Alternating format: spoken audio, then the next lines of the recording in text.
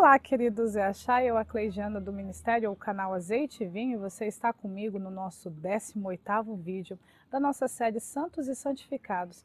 E hoje, como eu disse para vocês nos vídeos anteriores, eu quero falar com você a respeito da purificação da iniquidade no processo da santificação.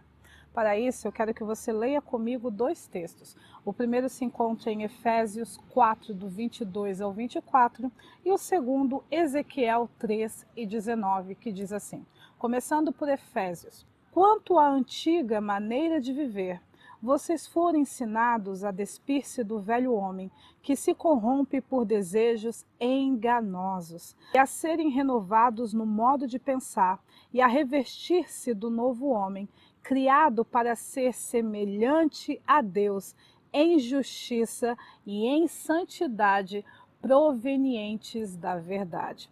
Em Ezequiel nós lemos o seguinte, mas se avisares o perverso, e ele não se converter da sua maldade, do seu caminho perverso, ele morrerá na sua iniquidade, mas tu salvaste a tua alma.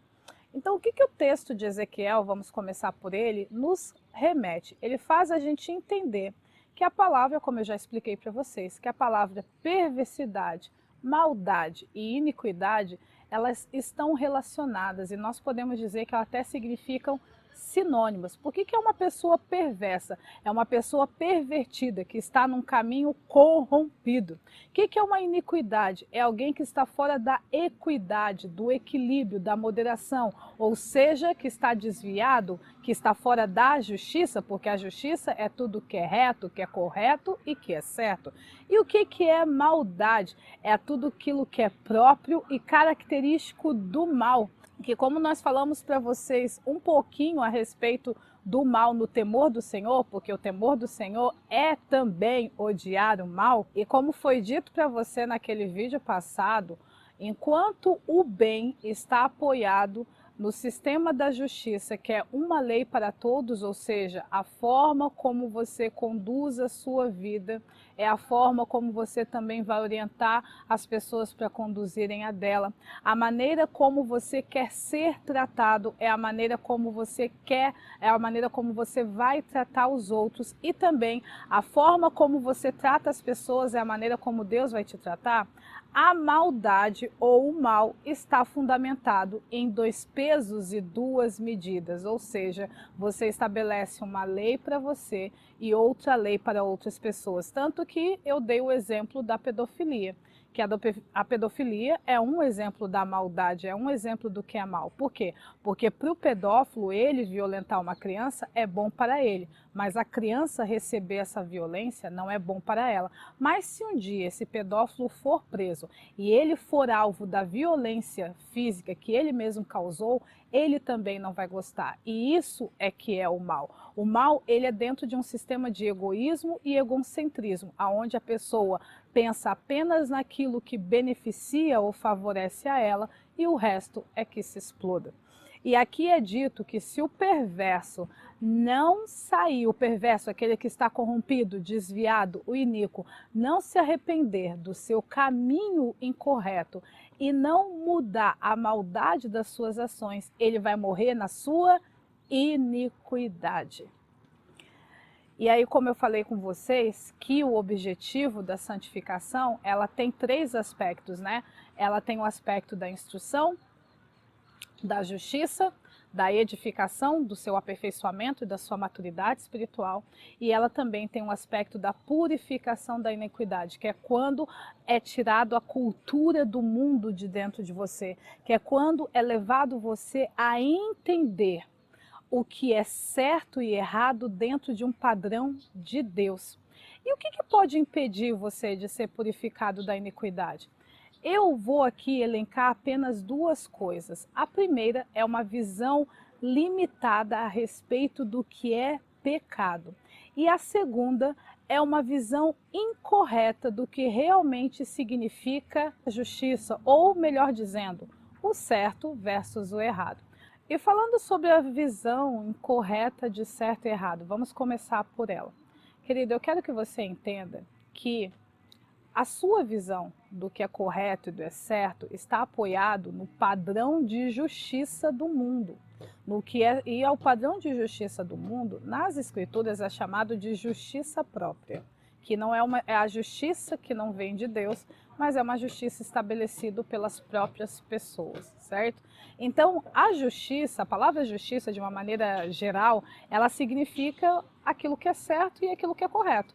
Mas existe aquilo que Deus considera certo, aquilo que Deus considera correto e aquilo que os humanos, o adâmico ser humano decaído, considera certo e considera correto. E muitas vezes essa percepção do que você aprendeu a considerar certo e do que Deus estabeleceu que é certo são completamente diferentes. E eu sempre gosto de dar o exemplo do casamento entre primos, né? Aqui na cultura do Brasil, ou acredito que na cultura americana, para ser mais exato aqui, né, as 3 Américas, casamento entre primos é considerado incestuoso. Mas Deus, né, e a referência Levítico 18, você pode ler, você vai ver que ali existe uma lista de todos os tipos de relacionamentos e casamentos que Deus considera errado. E você não vai encontrar primo ali. Isso é só um exemplo de você perceber que muitas vezes aquilo que você passou a vida inteira aprendendo que era errado, Deus olha para aquilo e diz, para mim isso não tem nada de errado. E o outro exemplo que eu quero dar para vocês sobre isso é a visão de Pedro, certo? Vocês leram, né? Vocês sabem lá em Atos que teve um momento que Pedro foi para o terraço orar e de repente ele tem uma visão de animais imundos descendo com um lençol e por 3 vezes Deus manda ele matar e comer aqueles animais e por 3 vezes Pedro diz assim, eu em toda a minha vida nunca comi esses animais. E então não vou matar e nem comê-los. E Deus respondia para ele, você não está proibido de comer aquilo que Deus santificou. É óbvio, né, que quem lê a passagem sabe que não está se referindo nada à dieta alimentar, mas estava se referindo ao sentimento de ojeriza que Pedro, como judeu, aprendeu a ter sobre os estrangeiros. Desde a época do retorno do povo de Israel do exílio da Babilônia, na época de Esdras, Neemias, o profeta Ageu e Zacarias, o povo de Israel adotou uma política de não estrangeiro. E aí, com o passar das gerações, eles não apenas deixaram de casar-se com estrangeiros, como eles também começaram a rejeitar e a abominar esses estrangeiros. E aí, quando chegou na geração de Pedro, isso já estava tão entranhado na cultura judaica que os judeus tratavam os estrangeiros da mesma maneira que eles abominavam os alimentos, né, os animais que eles eram proibidos de comer. E Deus queria que Pedro ministrasse na vida de um estrangeiro, um romano que era Cornélio, que apesar de ser romano, de não ser judeu, era um homem justo, íntegro e temente a Deus e que estava buscando a Deus para saber qual era o caminho em Deus que ele deveria seguir. E quem deveria ministrar na vida dele era quem tinha essa revelação, era Pedro. Só que Pedro aprendeu desde criança que se relacionar, conversar, sentar à mesa e na casa de um estrangeiro era abominação, porque todo estrangeiro era tão impuro quanto um porco, principalmente os romanos que comiam porco. Então foi necessário que Deus mostrasse para Pedro, no meio daquela visão, que aquilo que ele tinha ensinado, que aquilo que ele foi ensinado a considerar como errado, na realidade, aos olhos de Deus, era santo, ou seja, não tinha problema nenhum. E quando eu e você temos uma visão incorreta do que verdadeiramente é certo e do que é verdadeiramente errado, nós também acabamos tendo uma visão limitada do que é pecado. Por quê? Porque você aprendeu, né, de maneira bem simplificada, que pecado é qualquer coisa errada que você faça. Só que aí, quando a sua visão do que é errado está muito mais apoiado na forma como você foi criado, no que aquilo que Deus estabeleceu, o que vai acontecer com a purificação da iniquidade no seu processo de santificação? Em algumas áreas você vai permitir que Deus te purifique e as outras áreas que Deus considera errado, mas que você considera correto, você não vai permitir que Deus te purifique. Por quê? Porque você aprendeu que pecado é qualquer coisa errada que você faça, quanto na realidade, né, de acordo com João, e ele explicou o que está correto, né? Ele deixou escrito que está correto. O pecado não é qualquer coisa errada que você faça. O pecado sempre é uma quebra de um princípio divino. O pecado sempre é uma transgressão da lei. Por isso que a palavra pecado significa perder o objetivo, errar o alvo, desviar-se da rota, descumprir o mandamento. Pecado não é qualquer coisa errada que você faça. Pecado é todas as ações que você toma que quebra aquilo que Deus estabeleceu para você. Toda vez que você sai do limite da regra de certo e errado que Deus impôs na sua vida, você está pecando, mesmo quando, aos seus olhos, de acordo com a cultura que você aprendeu, isso não é errado. Quando a gente tem uma visão correta a respeito de pecado, que pecado tem a ver com você quebrar o princípio divino na sua vida, e você entende que a justiça de Deus envolve todos os aspectos da sua vida, por quê? Porque a justiça de Deus é a cultura do reino. E uma cultura, querido, ela é o resultado da maneira como um povo pensa, sente e vive. A cultura, ela é fruto da fé, das convicções, das interpretações da realidade de um grupo, de uma sociedade.